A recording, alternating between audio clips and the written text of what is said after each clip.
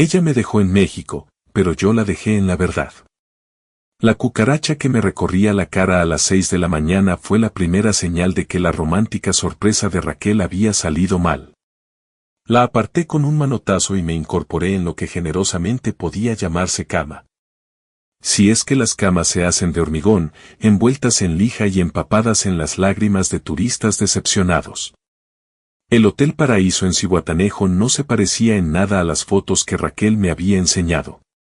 Aquellas debían de ser de 1987, cuando el lugar aún tenía fontanería funcional y paredes que no se sostenían solo con oraciones y cinta adhesiva.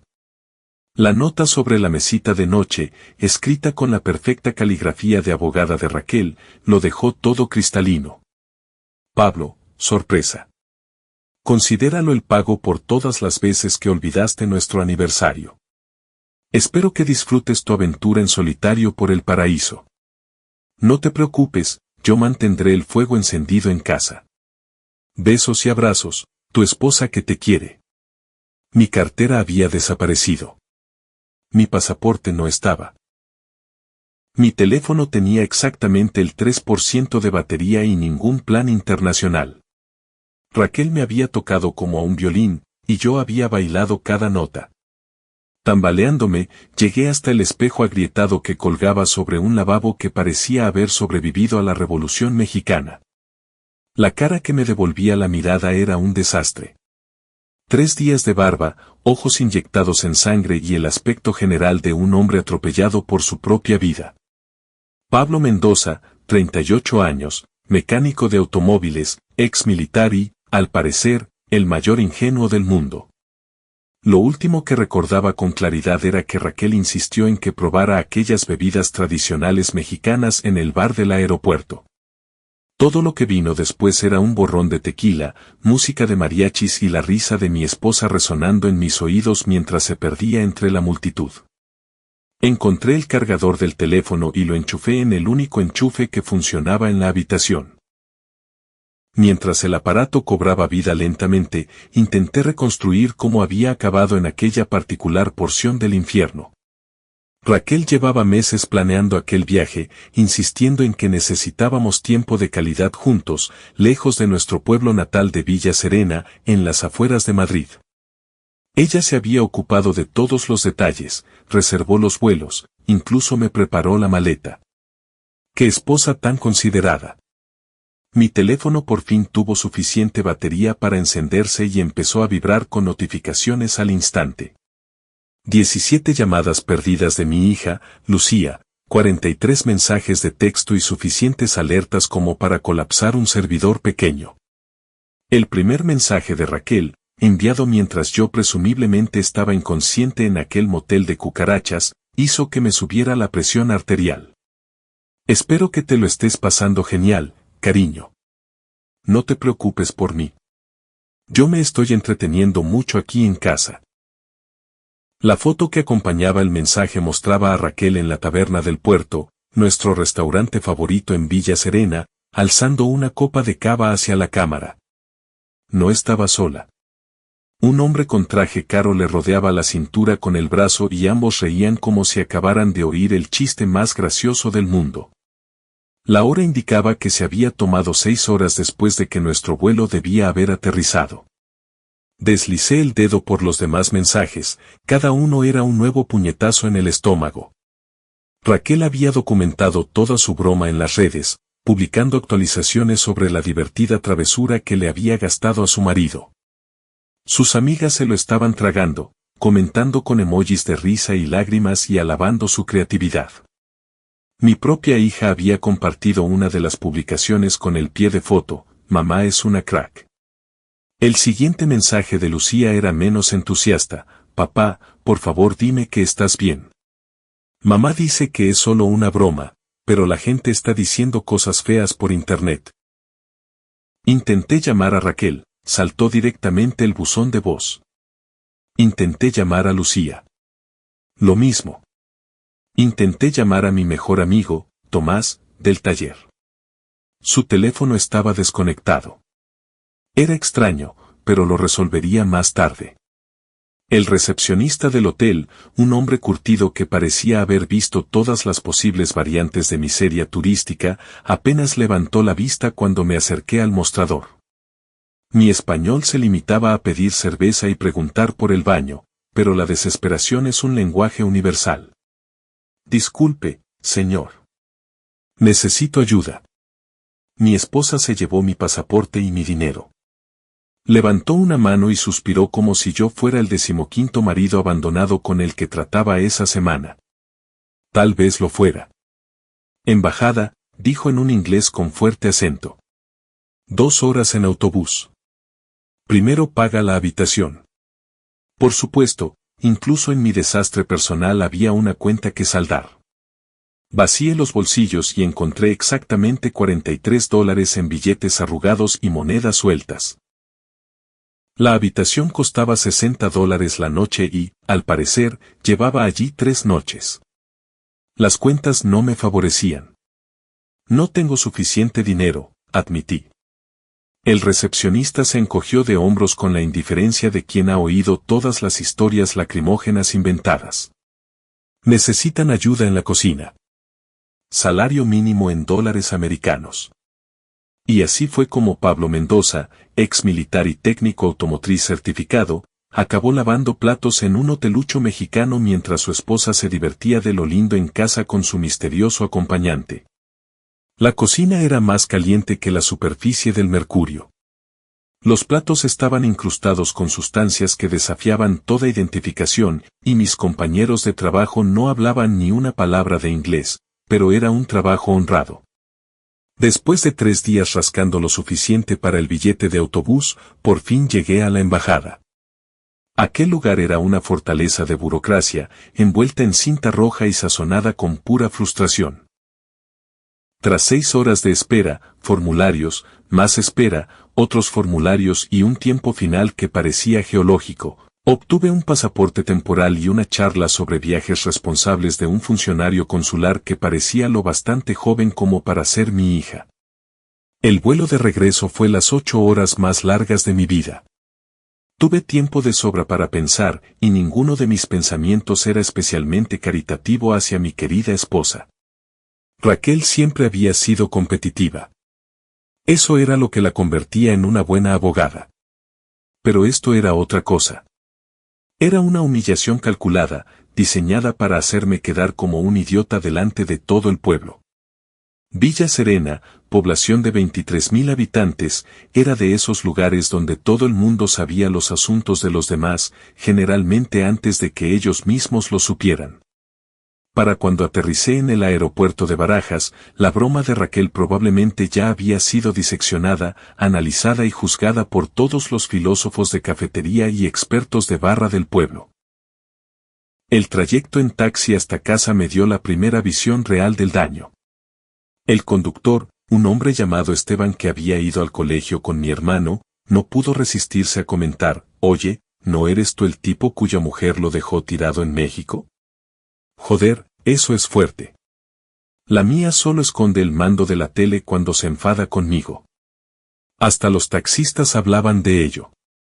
Perfecto. Nuestra casa parecía exactamente igual desde fuera.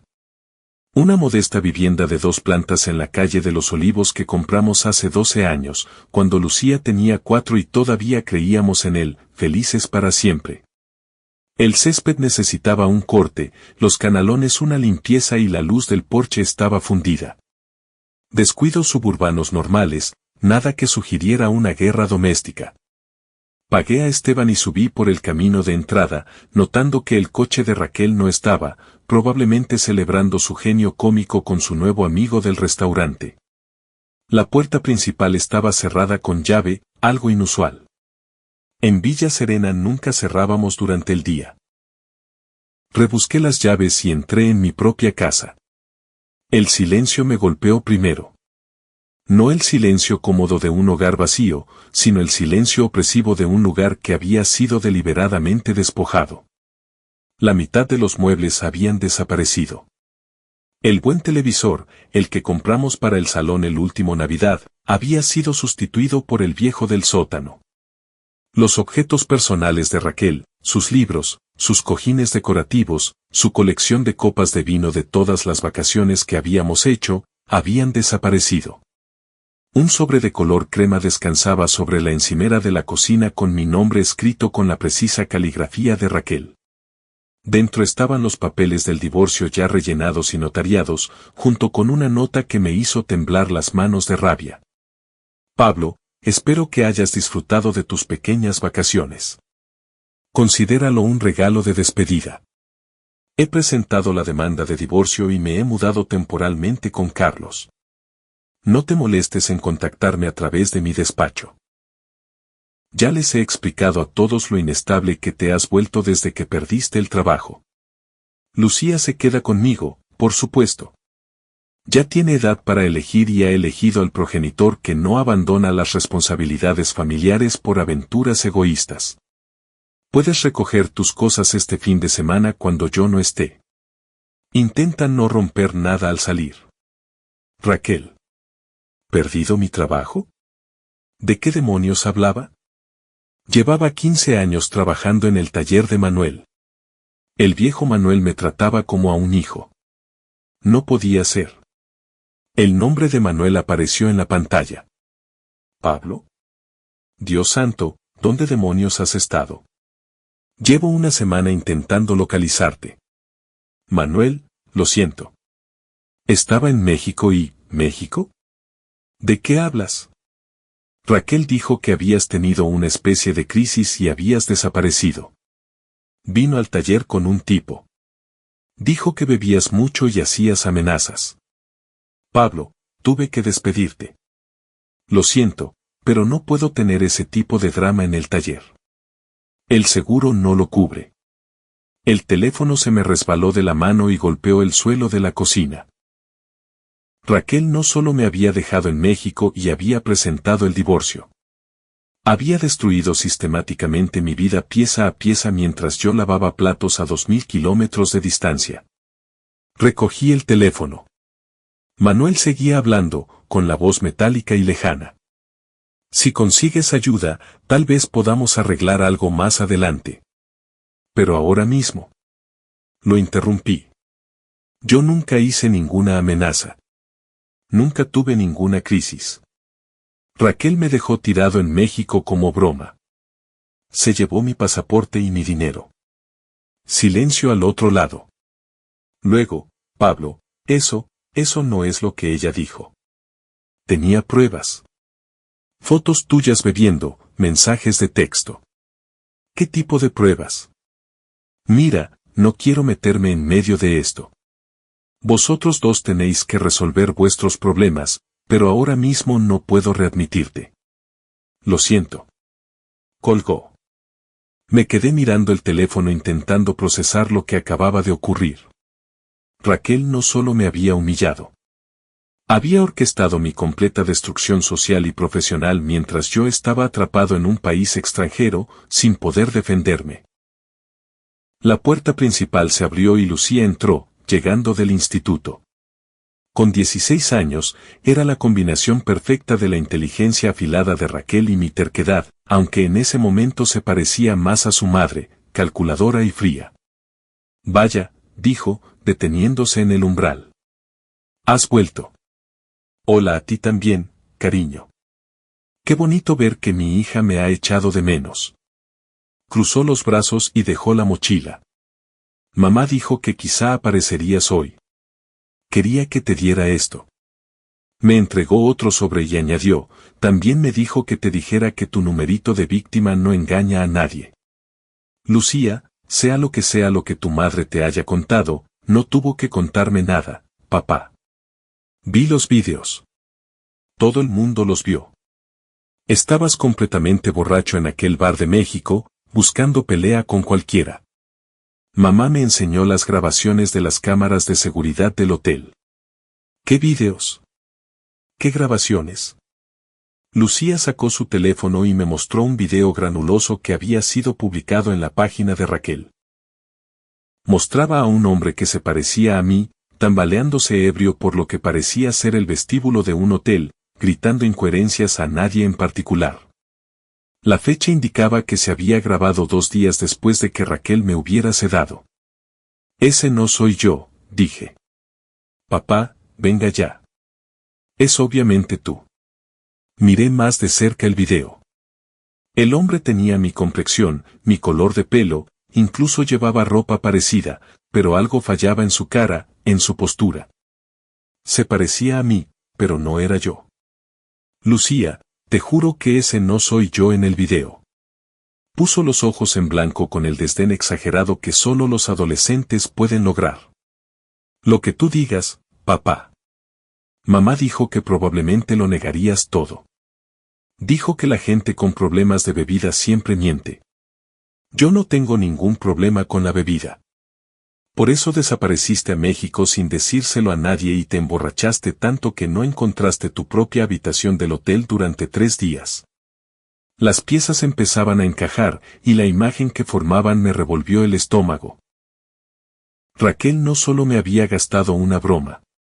Había orquestado una elaborada campaña para destruir mi reputación, completa con pruebas falsas y asesinato de carácter. Mientras yo estaba atrapado en México, ella había estado en casa tejiendo una historia sobre mi supuesta crisis y desaparición. Lucía, escúchame con mucha atención. Tu madre me sedó en el bar del aeropuerto y me dejó tirado en México. Se llevó mi pasaporte y mi cartera. Ese video es falso. ¿O es de otra persona que se parece a mí? He estado trabajando en la cocina de un hotel durante una semana solo para ganar lo suficiente para volver a casa. Lucía me miró fijamente durante un largo momento y vi un destello de duda en sus ojos. Entonces su teléfono vibró con un mensaje y el momento se desvaneció. Mamá me recoge en 10 minutos, dijo. No quiere que me quede a solas contigo ahora. Soy tu padre, Lucía. Nunca te haría daño. Sí, bueno, eso es lo que dicen todos los padres abusivos, ¿no? Las palabras me golpearon como un puñetazo físico. Abusivo. Raquel había convencido a nuestra propia hija de que yo era peligroso. ¿Te ha dicho tu madre que he sido abusivo? No tuvo que decírmelo, papá. Tengo ojos. He visto cómo te pones cuando te enfadas. ¿Cuándo me has visto ser violento, Lucía? ¿Cuándo he levantado alguna vez la mano contra ti o contra tu madre? No pudo responder porque nunca había ocurrido. Nunca había alzado siquiera la voz contra ninguna de las dos, y mucho menos había sido físicamente agresivo. Pero Raquel había plantado la semilla de la duda. Y en el clima actual, eso era todo lo que hacía falta. Un claxon sonó fuera. Lucía agarró su mochila y se dirigió a la puerta. Lucía, espera. Por favor, dame solo una oportunidad para explicarme.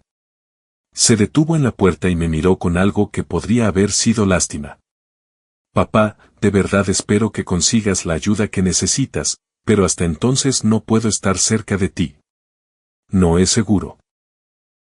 Se marchó y me quedé solo en mi casa medio vacía con los papeles del divorcio y una comprensión cada vez mayor de lo completamente que Raquel había destruido mi vida. Pero había cometido un error en su plan cuidadosamente orquestado. Había subestimado cuánto puede aprender un hombre sobre la venganza cuando ya no tiene nada que perder. El sobre que Lucía me había dado contenía más que simples documentos legales. Raquel había incluido un detallado inventario de nuestros bienes, destacando amablemente cómo se repartiría todo a su favor. La casa se vendería y ella se quedaría con el 60% porque había aportado más al pago inicial. Mi plan de jubilación se dividiría al 50/50 salvo la parte que yo había aportado antes del matrimonio, que de algún modo no contaba. Mis herramientas, mi furgoneta, incluso el reloj de mi abuelo. Todo había sido catalogado y valorado. Pero la verdadera obra maestra era el portafolio de asesinato de carácter que había compilado. Fotos mías bebiendo en diversos eventos sociales a lo largo de los años, sacadas de contexto y ordenadas para sugerir un patrón de abuso del alcohol. Capturas de pantalla de mensajes que yo había enviado, editadas para eliminar el contexto y hacer que quejas inocentes sonaran amenazantes. Incluso mi historial militar había sido tergiversado. Mi baja honorable se presentaba ahora como prueba de problemas de control de la ira y dificultad con la autoridad. Raquel llevaba meses, quizá años, planeando esto. Mientras yo hacía horas extras para pagar los estudios de Lucía y nuestra hipoteca, mi esposa había estado construyendo un caso contra mí con la precisión metódica que la había convertido en una de las abogadas de divorcios más temidas de la comarca. La ironía no se me escapaba. Raquel se ganaba la vida destruyendo matrimonios y había decidido practicar con el suyo propio. Pasé el resto de la tarde recorriendo la casa, inventariando lo que quedaba. Había sido estratégica con lo que se llevó. Nada obviamente valioso o sentimental, solo lo suficiente para que la casa pareciera vacía y ajena. Las fotos familiares habían desaparecido, sustituidas por rectángulos descoloridos en las paredes. Mi taza de café favorita había sido reemplazada por una astillada de una gasolinera. Incluso el buen papel higiénico había sido cambiado por el barato. Era una guerra psicológica, diseñada para hacerme sentir como un extraño en mi propia casa. Mi teléfono sonó alrededor de las 9 de la noche. En la pantalla apareció el nombre de Tomás Brenes, mi mejor amigo desde el instituto y compañero mecánico en el taller de Manuel. Llevaba días intentando localizarlo. Tomás, gracias a Dios. He estado, Pablo, su voz sonaba fría, formal. Me enteré de que habías vuelto al pueblo. Sí, acabo de llegar hoy. Escucha, necesito hablar contigo sobre lo que pasó en el taller. Manuel dijo que tuvo que despedirme, pero creo que ha habido algún malentendido. Silencio al otro lado. Luego, no hay ningún malentendido, Pablo. Todos vimos lo que hiciste. ¿Qué hice? Tomás, yo estaba en México. Sea lo que Raquel os contara, no nos contó nada, Pablo. Lo vimos nosotros mismos.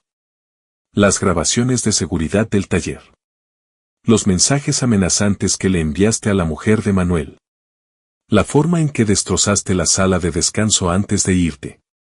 Me daba vueltas la cabeza. ¿Qué grabaciones de seguridad? ¿Qué mensajes, Tomás? Yo nunca, no me mientas, Pablo. Te conozco desde hace 20 años y nunca pensé que caerías tan bajo. Amenazar a la mujer de un anciano porque te despidieron. Ese no es el tipo con el que crecí. Yo nunca amenacé a nadie. Estaba lavando platos en un hotel mexicano mientras todo eso supuestamente ocurría, ¿verdad? Y supongo que el video de mí rayando la furgoneta de Manuel en el aparcamiento era mi gemelo malvado. Otro video falso. La campaña de Raquel contra mí era incluso más extensa de lo que había imaginado. Tomás, escúchame. Raquel me sedó y me dejó tirado en México. Mientras yo no estaba, ha estado creando pruebas falsas para que parezca que tuve una especie de crisis. Necesito que me creas. Quiero creerte, Pablo. Pero las pruebas, al diablo con las pruebas. Me conoces desde que teníamos 12 años. ¿Cuándo he amenazado yo a una mujer? ¿Cuándo he destruido propiedad ajena? ¿Cuándo he hecho algo parecido a lo que describes? Otro largo silencio. Cuando Tomás volvió a hablar, su voz sonaba más suave, insegura. El Pablo que yo conozco no haría esas cosas. Pero la gente cambia y los vídeos se pueden falsificar. Tomás, te lo suplico. Dame solo una oportunidad para demostrar que me han tendido una trampa. No puedo, Pablo. Aunque estés diciendo la verdad, no puedo asociarme con esto ahora mismo. Mi mujer está embarazada y no puedo permitirme perder el trabajo por tus problemas. ¿Así que simplemente vas a abandonarme? ¿20 años de amistad y ni siquiera vas a escucharme? Lo siento, Pablo. De verdad. Pero tengo que pensar en mi familia. Colgó y lancé el teléfono al otro lado de la habitación. Golpeó la pared y se hizo añicos, la pantalla se oscureció. Perfecto.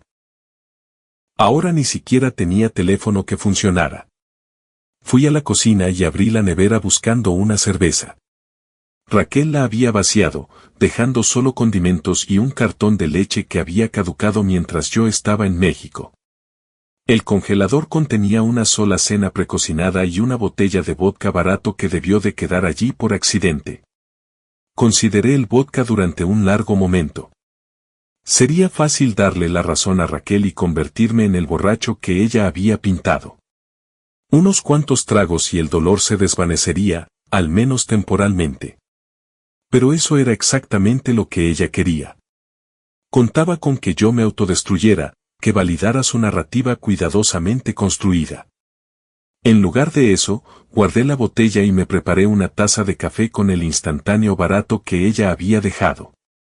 Si Raquel quería una guerra, la tendría, pero la libraría sobrio e inteligente.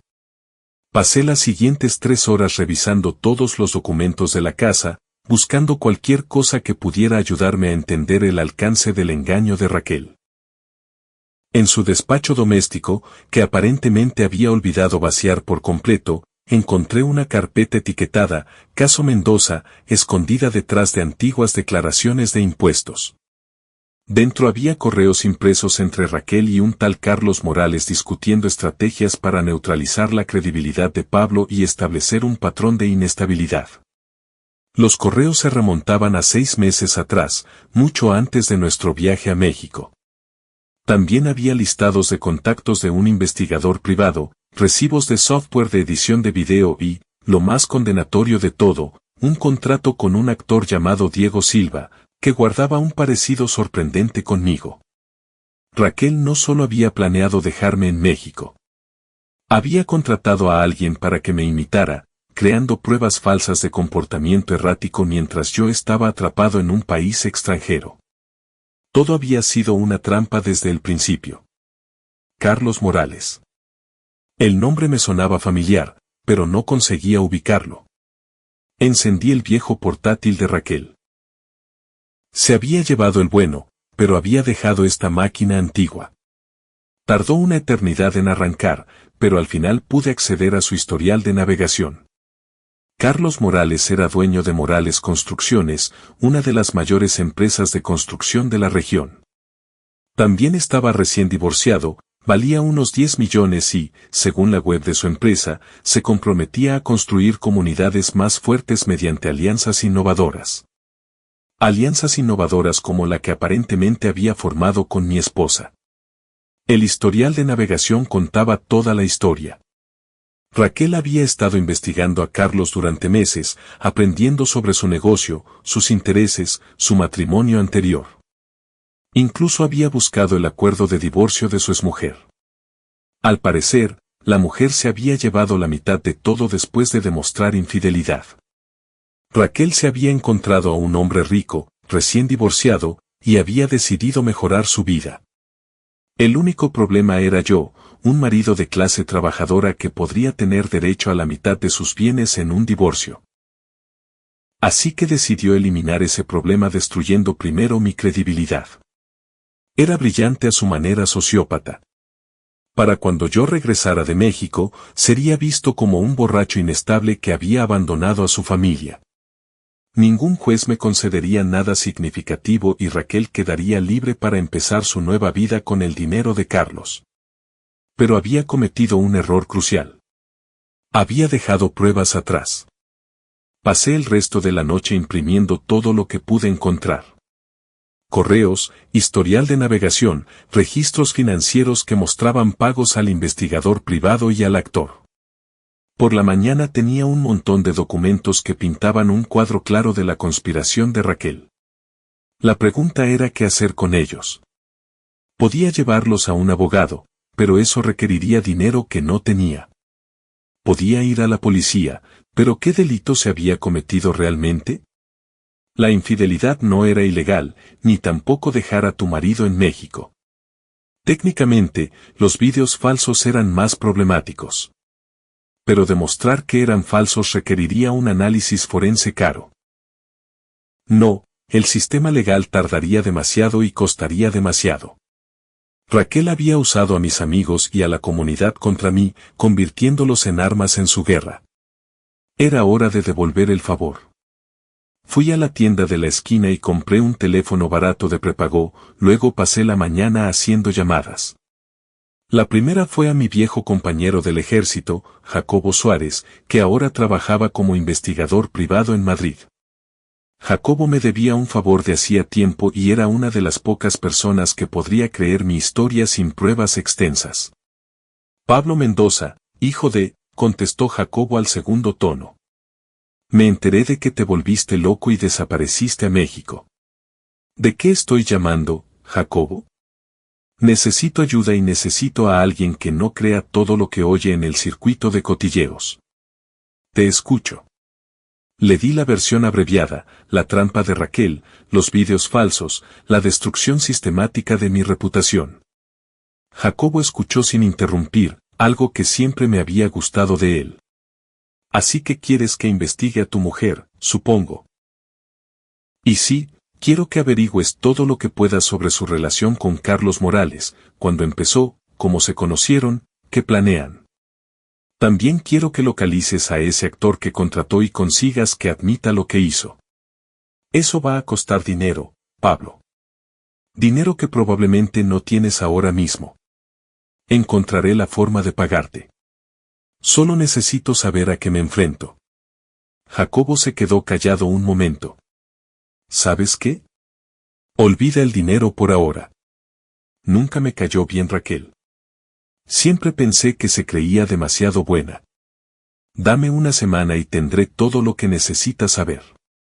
La segunda llamada fue a mi primo Daniel, que trabajaba como camarero en el Ancla Oxidada, el bar de copas más popular de Villa Serena y centro no oficial de cotilleos locales. Si iba a combatir la campaña de propaganda de Raquel, necesitaba entender exactamente qué historia se estaba contando por el pueblo. Daniel, soy Pablo. Necesito un favor. Jesús, Pablo, ¿dónde has estado? La gente está diciendo toda clase de locuras sobre ti. De eso quiero hablar. ¿Podemos vernos en algún sitio privado? Necesito saber qué dice la gente y necesito que alguien escuche mi versión de la historia. No sé, tío. Raquel pasó por el bar la semana pasada con un tipo rico y le contaban a todo el mundo lo de tu crisis. Parecía realmente afectada. Seguro que sí. Daniel, me conoces de toda la vida. ¿De verdad crees que yo amenazaría a la mujer de un anciano o destrozaría mi propio lugar de trabajo? No, eso no suena a ti. Pero los vídeos se pueden falsificar. Mira, solo reúnete conmigo para tomar un café en algún sitio neutral. Dame 30 minutos para contarte lo que realmente pasó. Si después no me crees, te dejaré en paz. Vale, pero no en el pueblo. Demasiada gente nos conoce. Hay una cafetería en la carretera de salida, justo pasada la comarca. Te veo allí en una hora. La tercera llamada fue la más difícil. Marqué el número de Lucía sabiendo que probablemente no contestaría. Tenía razón. Saltó directamente el buzón de voz. Lucía, soy papá. Sé que ahora mismo no quieres hablar conmigo, pero necesito que sepas que todo lo que tu madre te ha contado es mentira. Me tendieron una trampa y puedo demostrarlo. Te quiero más que a nada en este mundo y nunca haría nada para hacerte daño a ti o a tu madre, por muy enfadado que pudiera estar. Por favor, dame solo una oportunidad para mostrarte la verdad. No soy el hombre que tu madre está pintando. Y en el fondo, tú lo sabes. Terminé la llamada y me quedé mirando el teléfono barato durante un largo momento. Lucía era lo único que realmente importaba en todo esto. Raquel podía quedarse con la casa, el dinero, incluso mi reputación, pero no podía quedarse con mi hija. El trayecto hasta la cafetería me dio tiempo para pensar en la estrategia. Raquel había ganado la primera ronda controlando la narrativa mientras yo no podía defenderme. Pero ahora había regresado y tenía pruebas de su engaño. La clave era usar esa evidencia de forma estratégica para volver sus propias tácticas contra ella. Daniel ya estaba en la cafetería cuando llegué, sentado en un reservado del fondo con aspecto incómodo. Siempre había sido nervioso, incluso de niño. A sus 35 años todavía parecía estar esperando que alguien le dijera que estaba en problemas. Pablo, dijo cuando me senté. Tienes un aspecto horrible. Gracias. Eso es exactamente lo que todo hombre quiere oír. La camarera se acercó y pedí café y un bocadillo. No había comido una comida decente desde México y empezaba a notarlo. Bueno, dijo Daniel, ¿de qué va todo esto? Saqué algunos de los documentos que había encontrado y los extendí sobre la mesa. Va de que mi mujer destruyó sistemáticamente mi vida mientras yo estaba atrapado en un país extranjero. Le conté toda la historia, las bebidas sedadas, los vídeos falsos, el actor contratado, el asesinato coordinado de carácter. Los ojos de Daniel se abrieron más mientras le mostraba las pruebas. Joder, Pablo. Esto es como algo de una película. Pues yo lo estoy viviendo. La pregunta es, ¿me crees? Daniel estudió los documentos durante un largo momento. Quiero creerte, pero Pablo, las cosas que dice la gente son bastante concretas. Y Raquel parecía realmente afectada cuando estuvo en el bar. Claro que parecía afectada. Es abogada. Actuar forma parte del trabajo. Daniel, me conoces desde que éramos niños. ¿Te he mentido alguna vez sobre algo importante? No. ¿Pero alguna vez me has visto violento o amenazante? No. ¿Alguna vez he tenido problemas con la bebida? No. Pero la gente cambia, Pablo. El estrés puede hacer que la gente haga locuras. Me recosté en el reservado, frustrado. Incluso con pruebas, incluso con 20 años de historia, las mentiras de Raquel seguían siendo más creíbles que la verdad. Vale, dije. Déjame preguntarte esto. ¿Qué dijo exactamente Raquel cuando vino al bar? Daniel se removió incómodo. Dijo que llevabas meses actuando de forma extraña, bebiendo más, quedándote hasta tarde, haciendo comentarios sobre cómo ella no te valoraba. Dijo que hablabas de darle una lección. Y tú la creíste. Tenía fotos, Pablo, imágenes tuyas bebiendo en varios sitios del pueblo. Y reprodujo un buzón de voz que le habías dejado donde sonabas bastante borracho y enfadado. Otro buzón de voz falso. El engaño de Raquel era incluso más completo de lo que había imaginado. Daniel, necesito que hagas algo por mí. Necesito que empieces a hacer preguntas por el bar. Averigua exactamente qué dice la gente. ¿Quién está difundiendo las historias? ¿Cuándo empezaron? ¿Puedes hacerlo? No sé, Pablo. Si la gente se entera de que te estoy ayudando, no me estás ayudando. Solo estás escuchando. Eso es lo que hacen los camareros, ¿no? Escuchar a la gente hablar. Daniel lo consideró. Supongo que podría prestar más atención a lo que dice la gente. Eso es todo lo que te pido. Y Daniel, gracias por escucharme. Significa más de lo que crees. Pagué la comida y conduje de vuelta a Villa Serena sintiéndome ligeramente más optimista. Tenía un aliado, más o menos. No era mucho, pero era un comienzo. La casa se sentía aún más vacía cuando regresé. Pasé la tarde revisando viejos álbumes de fotos, buscando imágenes de Raquel y mías juntos. Se había llevado la mayoría, pero encontré algunas que se le habían escapado. En todas las fotos ella sonreía con esa perfecta sonrisa de abogada, la que nunca llegaba del todo a sus ojos. ¿Cómo se me había escapado? ¿Cómo había vivido 16 años con esta mujer sin ver lo que realmente era? Mi nuevo teléfono sonó alrededor de las 5 de la tarde. Apareció el número de Jacobo. ¡Qué rápido!, dije. Tengo buenas y malas noticias, dijo Jacobo. La buena es que tu mujer no es tan lista como cree. La mala es que lleva planeando esto más tiempo del que pensabas. ¿Cuánto tiempo? Al menos un año, quizá más. Ha estado construyendo una relación con Carlos Morales desde que se finalizó su divorcio.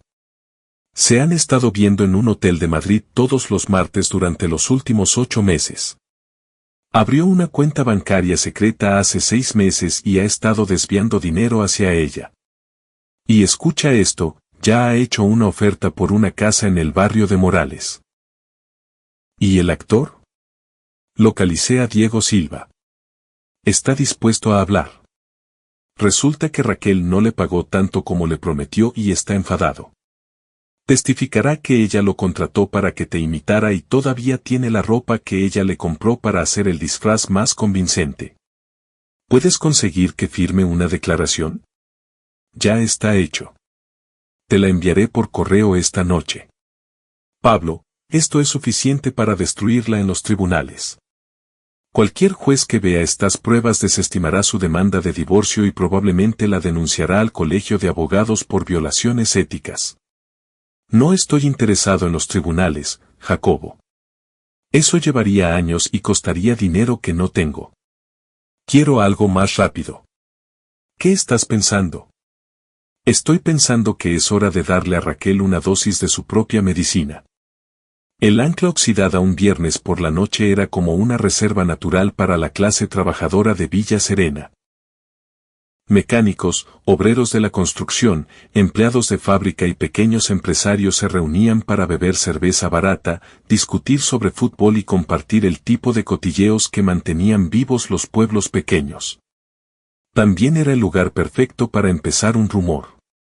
Entré alrededor de las 8 de la noche, sabiendo que la mayoría de mis antiguos amigos estarían allí. Las conversaciones se apagaron cuando entré, sustituidas por un silencio incómodo y miradas de reojo. Podía sentir el peso de su juicio, la suposición de que yo era el borracho inestable que Raquel había pintado. Daniel estaba detrás de la barra, puliendo vasos con energía nerviosa. Me hizo un leve gesto con la cabeza. Nuestra señal acordada de que había estado reuniendo información como prometió. Pedí una cola y encontré un taburete vacío al final de la barra, lo bastante cerca para oír las conversaciones pero lo bastante lejos para evitar un enfrentamiento directo. No tardaron mucho en empezar los susurros. Es él, dijo alguien. Es el tipo que se volvió loco y abandonó a su familia. He oído que amenazó a la mujer de Manuel. Otra voz añadió, le envió mensajes asquerosos después de que lo despidieran. Pobre Raquel. Parece una mujer tan buena. Imagina estar casada con alguien así. Bebí mi cola y escuché, catalogando cada mentira, cada distorsión, cada pieza de la narrativa cuidadosamente construida por Raquel. Había sido minuciosa. No había una sola persona en el bar que no hubiera oído alguna versión de mi supuesta crisis. Tomás Brenes estaba dando un discurso en una mesa del fondo, rodeado de chicos del taller. Les contaba sobre los mensajes amenazantes que yo supuestamente había enviado, adornando la historia con cada repetición. Según la versión de Tomás, yo no solo había amenazado a la mujer de Manuel, sino que también había hecho vagas referencias a hacer pagar a todo el mundo por mis problemas. Era una actuación magistral y Tomás parecía disfrutar su papel de voz de la autoridad moral. Siempre había sentido celos de mi amistad con Manuel. Siempre había creído que merecía más reconocimiento en el taller. Raquel le había dado la oportunidad perfecta para posicionarse como el empleado responsable y de confianza mientras me pintaba a mí como el peligroso bala perdida. Pero Tomás había cometido un error. Disfrutaba demasiado de la atención, añadiendo detalles que no estaban en el guión original de Raquel. Detalles que se podían verificar. Esperé hasta que mencionó la hora y la fecha exactas de una de mis supuestas llamadas amenazantes. Una llamada que supuestamente se había hecho mientras yo lavaba platos en la cocina de un hotel mexicano. Entonces saqué mi teléfono e hice una llamada propia. Jacobo, soy Pablo. Necesito que hagas algo por mí esta noche. Necesito pruebas exactas de dónde estaba y qué hacía el martes, 15 de marzo entre las 2 y las 4 de la tarde. Eso es muy concreto, dijo Jacobo. Tomás Brenes acaba de contarle a una sala llena de gente que llamé a la mujer de Manuel a las 3:30 de la tarde de ese día y la amenacé. Si puedo demostrar que estaba en México en ese momento, destruye su credibilidad y plantea preguntas sobre el resto de la historia de Raquel. Haré algunas llamadas. El hotel donde trabajaste debería tener grabaciones de seguridad y registros de empleo. Dame una hora. Colgué y seguí escuchando la actuación de Tomás. Ahora se estaba metiendo de lleno, describiendo mi supuesto comportamiento con vívidos detalles. Según él, yo llevaba meses en espiral, llegando al trabajo borracho, haciendo comentarios inapropiados sobre mujeres y actuando en general como un hombre al borde de la violencia. Era una historia convincente y el público se la estaba tragando. Pero Tomás estaba a punto de aprender una importante lección sobre los peligros de adornar demasiado. Mi teléfono vibró con un mensaje de Jacobo. Lo tengo. Las grabaciones de seguridad del hotel te muestran trabajando en la cocina desde la 1 hasta las 6 de la tarde del 15 de marzo. Los registros de empleo lo confirman. También tengo una declaración jurada del jefe de cocina. Tomás está mintiendo descaradamente. Perfecto. Me levanté y me acerqué a la mesa de Tomás. La conversación se detuvo cuando me aproximé y pude sentir cómo la tensión en la sala subía varios grados. Tomás, dije, manteniendo la voz calmada y amistosa. No he podido evitar oír tu historia sobre la llamada amenazante que supuestamente hice el 15 de marzo. La cara de Tomás enrojeció, pero se mantuvo firme. ¿Qué pasa con eso? Bueno, solo me preguntaba si podría ser más concreto con la hora. Dijiste las 3:30 de la tarde, ¿verdad? Así es. Yo estaba allí cuando Manuel recibió la llamada de su mujer. Estaba llorando. Dijo que acababas de amenazar con quemar su casa. Qué interesante, dije, sacando mi teléfono. Porque tengo grabaciones de seguridad de un hotel en Zihuatanejo que me muestran lavando platos exactamente a las 3:30 de la tarde del 15 de marzo. Eso serían las 5:30 de la tarde hora local, lo que significa que tu historia es imposible. Reproduje el video que Jacobo me había enviado, imágenes granuladas en blanco y negro que me mostraban claramente visible en la cocina del hotel. La fecha y la hora eran perfectamente visibles.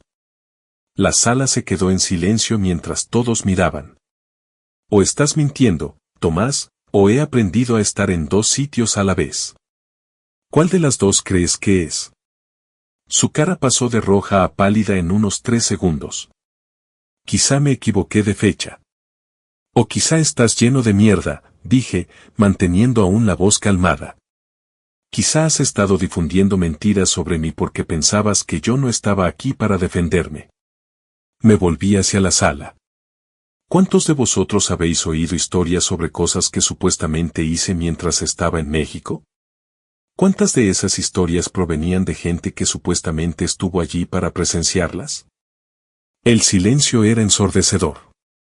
Podía ver a la gente mirándose unos a otros, de repente inseguros sobre las historias que habían estado contando y repitiendo. Esto es lo que realmente ocurrió, continué. Mi mujer me cedó en el aeropuerto y me dejó tirado en México sin dinero ni pasaporte. Mientras yo estaba atrapado allí trabajando en la cocina de un hotel para ganar el dinero del autobús hasta la embajada, ella estaba aquí difundiendo mentiras sobre mí. Contrató a un actor para que me imitara en vídeos falsos. Forjó mensajes amenazantes. Destruyó sistemáticamente mi reputación mientras yo no podía defenderme. Saqué los correos impresos que había encontrado en el despacho de Raquel. Tengo pruebas de todo esto. Correos entre mi mujer y su novio discutiendo estrategias para neutralizar mi credibilidad. Contratos con el actor que contrató. Registros de pagos por pruebas falsas. El ambiente en la sala estaba cambiando. Podía ver la duda colándose en las caras de la gente. El comienzo de la comprensión de que habían sido manipulados. La pregunta es, dije, mirando directamente a Tomás, ¿cuántos de vosotros fuisteis cómplices voluntarios en la destrucción de la vida de un hombre inocente? ¿Y cuántos fuisteis solo idiotas útiles? Tomás se levantó, su silla raspando ruidosamente el suelo. No puedes probar nada de eso. Esos documentos podrían ser falsos. Podrían. Igual que tu historia sobre la llamada amenazante es definitivamente falsa. La diferencia es que yo puedo demostrar que mis documentos son reales. ¿Puedes tú demostrar que los tuyos lo son? Miró alrededor de la sala, dándose cuenta de repente de que su público ya no estaba de su lado. La duda se había extendido como un incendio y la gente empezaba a susurrar entre sí. «Estás loco», dijo Tomás, pero su voz carecía de convicción. Raquel nos advirtió que intentarías darle la vuelta. Hacerte pasar por la víctima. Ah, sí. ¿Y cuándo exactamente te advirtió Raquel sobre eso, Tomás? ¿Antes o después de ofrecerse a hablar bien de ti con Manuel para que te quedaras con mi puesto de forma permanente? Fue una suposición, pero la expresión de Tomás me dijo que había dado en el blanco. Raquel había estado reclutando aliados, ofreciendo incentivos para que la gente difundiera sus mentiras. Eso no, yo nunca, balbuceó Tomás. ¿Nunca qué? ¿Nunca aceptaste ayudar a destruir mi reputación a cambio de un ascenso? ¿Nunca aceptaste dinero de mi mujer para difundir mentiras sobre mí? Otra suposición, pero la cara de Tomás contaba toda la historia. La sala estalló en murmullos furiosos mientras la gente se daba cuenta de que había sido manipulada por una campaña coordinada de mentiras. Hijo de, dijo Miguel Kowalski, uno de los mecánicos más veteranos. Vendiste a tu mejor amigo por un ascenso. Tomás estaba atrapado, rodeado de antiguos aliados que ahora lo veían como el verdadero villano de la historia.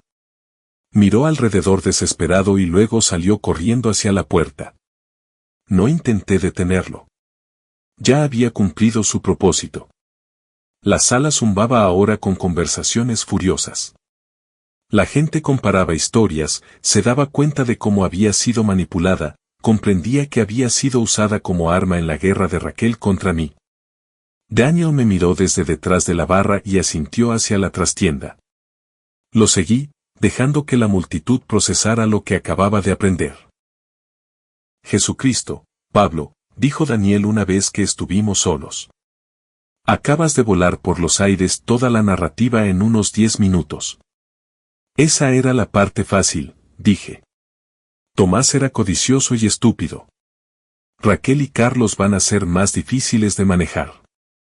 ¿Cuál es tu siguiente movimiento? Voy a darles una dosis de su propia medicina. Usaron la humillación pública como arma contra mí. Es hora de devolver el favor. Pasé la siguiente hora en el bar hablando con la gente individualmente, mostrándoles las pruebas que había compilado, explicando exactamente cómo habían sido manipulados. Para cuando me fui, la historia ya estaba cambiando. En lugar de Pablo Mendoza el borracho inestable, me estaba convirtiendo en Pablo Mendoza el marido agraviado, la víctima de una elaborada conspiración. Pero yo no estaba interesado en ser una víctima. Estaba interesado en ser el tipo que contraatacó. A la mañana siguiente conduje hasta las oficinas de Morales Construcciones en el centro de Villa Serena. Era un edificio de cristal reluciente que destacaba como un pulgar dolorido entre las viejas fachadas de ladrillo y los almacenes reconvertidos que componían la mayor parte del centro. Carlos Morales era claramente un hombre al que le gustaba causar impresión. La recepcionista era una joven que parecía salida de una revista de moda. Su sonrisa era profesionalmente brillante y completamente vacía. Quisiera ver al señor Morales, dije. Mi nombre es Pablo Mendoza. Su sonrisa vaciló ligeramente. ¿Tiene cita?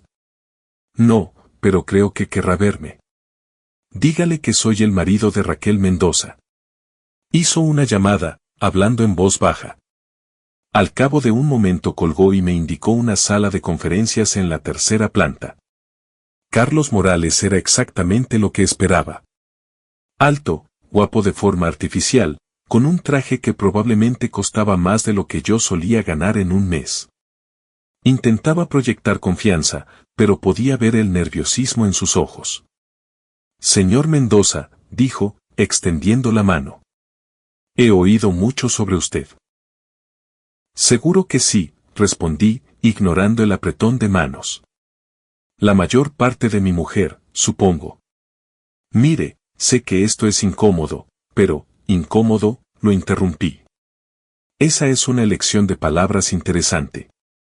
Yo habría optado por conspiración criminal, pero incómodo también sirve. La compostura de Carlos se resquebrajó ligeramente. No estoy seguro de a qué se refiere. Saqué los correos impresos y los extendí sobre la mesa de conferencias. Estos son comunicaciones entre usted y Raquel discutiendo estrategias para destruir mi reputación. Este de aquí, fechado hace 6 meses, habla de neutralizar la credibilidad de Pablo antes de que se convierta en un problema.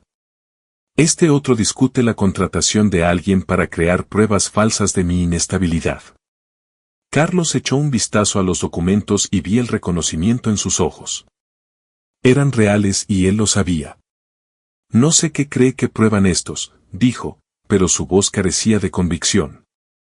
Prueban que usted y Raquel conspiraron para destruir mi vida mientras yo estaba atrapado en un país extranjero.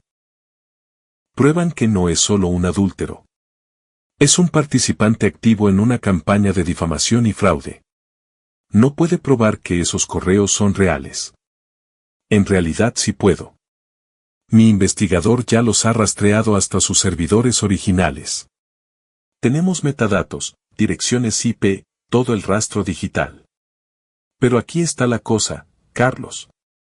No estoy interesado en llevar esto a los tribunales. ¿Qué quiere? Quiero que entienda en qué se ha metido. Raquel no solo está dejando a su marido por un hombre más rico. Es una sociópata que destruyó sistemáticamente un matrimonio de 20 años por ganancia financiera. Si es capaz de hacérmelo a mí, ¿qué le hace pensar que no se lo hará a usted? Carlos se quedó callado un largo momento, procesando lo que yo había dicho. Raquel le había dicho que yo era inestable. Dijo que la había estado amenazando, y él la había creído sin cuestionar. ¿Alguna vez le pidió ver pruebas de esas amenazas?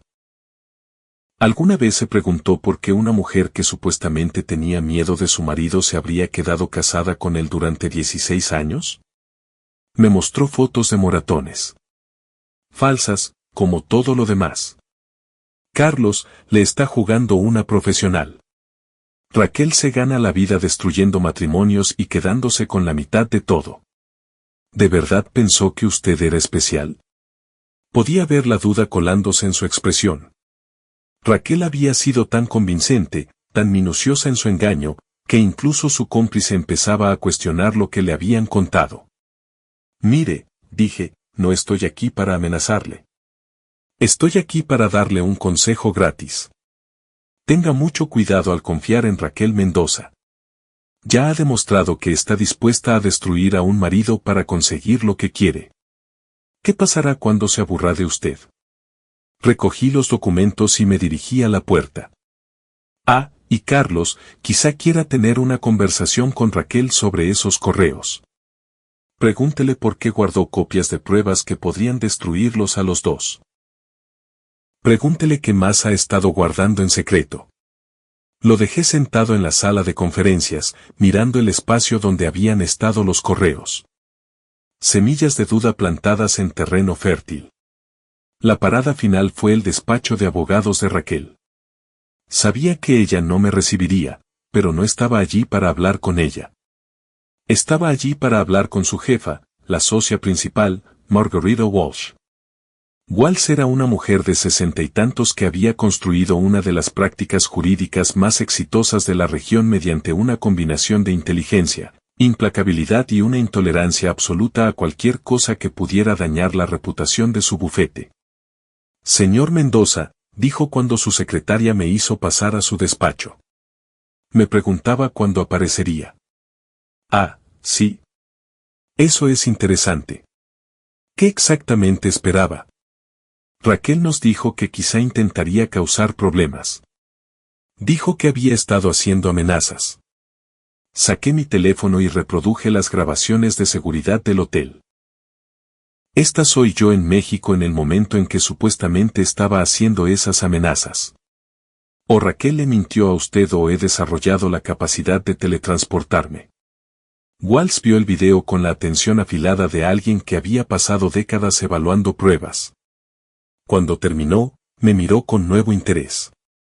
Eso es muy convincente, señor Mendoza. ¿Qué más tiene? Pasé los siguientes 30 minutos explicándole las pruebas, los vídeos falsos, el actor contratado, la campaña coordinada de mentiras. Walsh escuchó sin interrumpir, haciendo de vez en cuando preguntas incisivas que demostraban que entendía exactamente lo que estaba viendo. Esto es bastante grave, dijo finalmente. Si estas alegaciones son ciertas, Raquel ha violado múltiples normas éticas y posiblemente varias leyes. Son ciertas. La pregunta es ¿qué va a hacer al respecto? Voy a llevar a cabo una investigación exhaustiva. Si las pruebas respaldan sus afirmaciones, Raquel será despedida y denunciada al colegio de abogados. Ya está en el filo de la navaja por otras razones. Esto sería la gota que colma el vaso. Salí del despacho de Walsh sintiéndome satisfecho. La destrucción profesional de Raquel era ahora inevitable, igual que la mía lo había sido.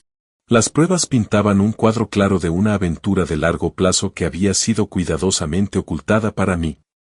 Más importante aún, Jacobo había localizado a Diego Silva, el actor que Raquel había contratado para que me imitara.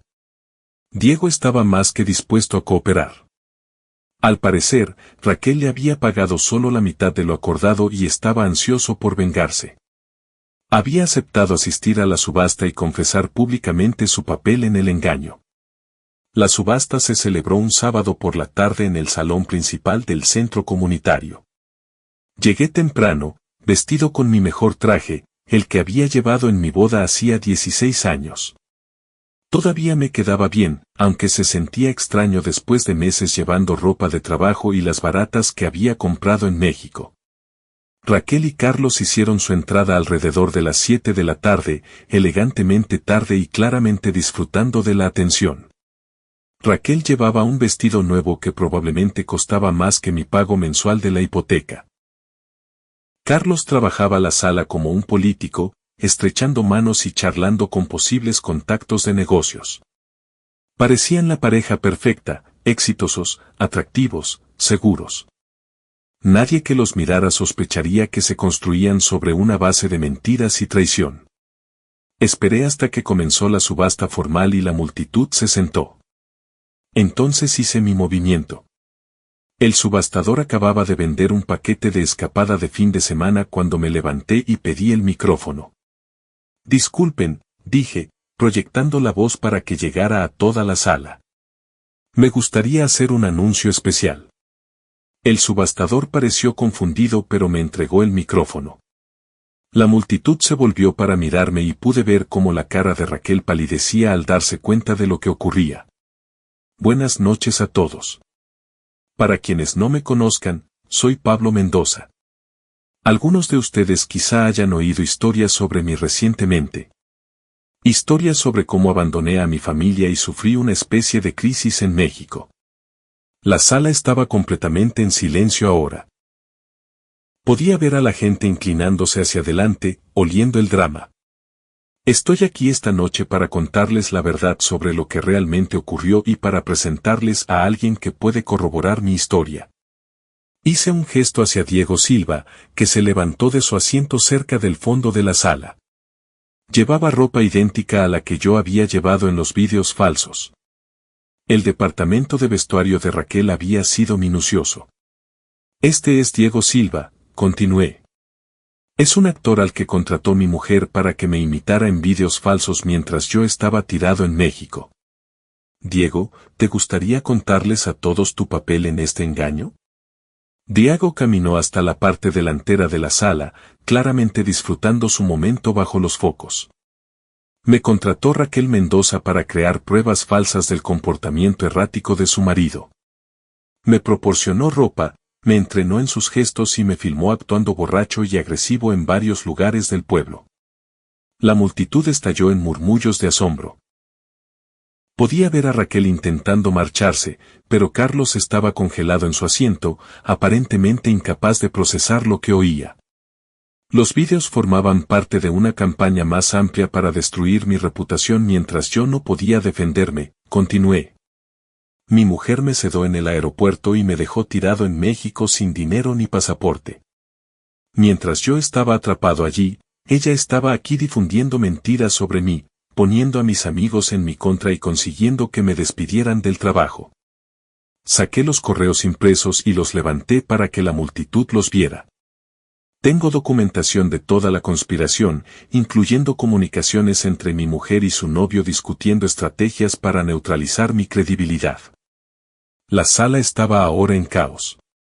La gente hablaba en voz alta, algunos se levantaban para ver mejor, otros sacaban sus teléfonos para grabar lo que ocurría.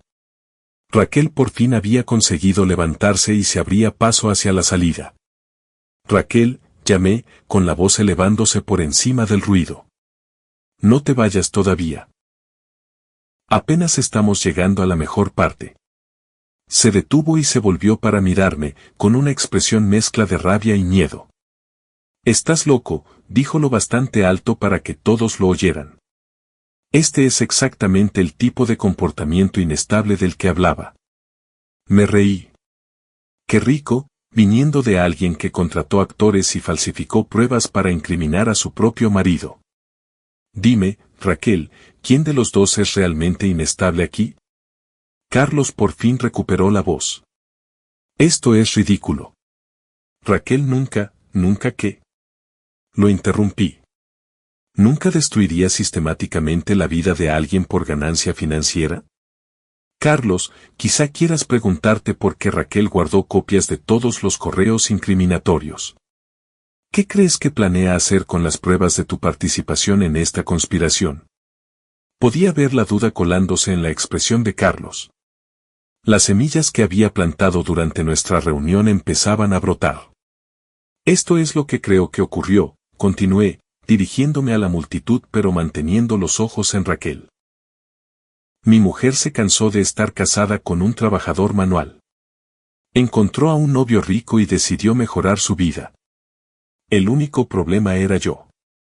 Podría tener derecho a la mitad de sus bienes en un divorcio. Así que decidió destruir primero mi credibilidad, haciéndome parecer un borracho inestable que había abandonado a su familia. La multitud estaba pendiente de cada palabra ahora. Esto era mejor que cualquier telenovela y estaba ocurriendo delante de ellos. Contrató a un actor para crear pruebas falsas. Difundió mentiras sobre mi comportamiento a cualquiera que quisiera escuchar. Incluso convenció a mi propia hija de que yo era peligroso. Todo mientras yo estaba atrapado en un país extranjero, trabajando en la cocina de un hotel para ganar lo suficiente para volver a casa. Raquel temblaba ahora de rabia. No tienes ninguna prueba de nada de esto. En realidad sí la tengo, dije, levantando el montón de documentos. Correos entre tú y Carlos discutiendo la conspiración. Registros de pagos al actor. Recibos de hotel que muestran que vuestra aventura empezó hace casi un año. Registros bancarios que demuestran que has estado ocultando dinero en cuentas secretas. ¿Sigo? La multitud se volvió para mirar a Raquel, esperando su respuesta. Ella miró alrededor de la sala, viendo solo caras hostiles y miradas de juicio. Esto es difamación, dijo finalmente. Voy a llamar a la policía. Buena idea, dije. Estoy seguro de que les interesará mucho ver pruebas de fraude, conspiración y difamación. Ah, y Raquel, quizá quieras llamar también a tu jefa. Tuve una conversación muy interesante con Margarita Walsh esta semana. La cara de Raquel se puso blanca. Sabía que su carrera había terminado. Carlos se levantó, comprendiendo por fin que lo habían utilizado. Raquel, ¿es esto cierto? ¿De verdad contrataste a alguien para incriminar a tu marido? Carlos, no le escuches. Está intentando ponerte en mi contra. Como tú pusiste a todo el mundo en mi contra, dije. La diferencia es que yo tengo pruebas. El subastador intentaba restaurar el orden, pero la multitud estaba demasiado metida en el drama para prestar atención a la recaudación benéfica. Este era el tipo de escándalo del que se hablaría en Villa Serena durante años. Señoras y señores, dije, elevando la voz para dirigirme a toda la sala. Quiero que todos recuerden este momento. Recuerden lo fácil que fue para una persona poner a toda una comunidad en contra de un hombre inocente. Recuerden lo rápido que creyeron mentiras sin pedir pruebas. Y recuerden lo que ocurre cuando alguien por fin contraataca. Devolví el micrófono al subastador y caminé hacia la salida. Al pasar por la mesa de Raquel, me detuve y la miré desde arriba. Ah, y Raquel. Disfruta explicándole todo esto a Lucía. Estoy seguro de que le interesará mucho saber cómo su madre destruyó la vida de su padre por dinero. Raquel se abalanzó sobre mí, su compostura finalmente se rompió por completo. Idiota. Lo has arruinado todo. No, dije, sujetándole las muñecas mientras intentaba arañarme la cara. Tú lo arruinaste todo. Yo solo me aseguré de que todo el mundo lo supiera.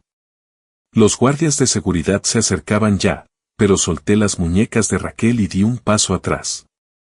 Me voy, anuncié. Pero quiero que todos aquí recuerden lo que han visto esta noche. Esto es lo que ocurre cuando alguien intenta destruir a una persona inocente. Esto es lo que parece la justicia. Salí del centro comunitario al sonido del caos a mis espaldas. La subasta había terminado, pero el verdadero espectáculo apenas comenzaba. Para la mañana siguiente, todo el mundo en Villa Serena sabría la verdad sobre Raquel Mendoza y su elaborado engaño. Mi teléfono sonó cuando llegué a mi furgoneta. Apareció el nombre de Lucía en la pantalla. Papá, su voz era pequeña, insegura. Hola, cariño. Vi el video. Alguien ya lo ha subido a internet. Papá, ¿es verdad? ¿Mamá hizo realmente todas esas cosas? Sí, Lucía, es verdad. Se quedó callada un largo momento. Lo siento. Debería haberte creído. Creíste lo que te contó alguien en quien confiabas. No es culpa tuya. ¿Puedo volver a casa?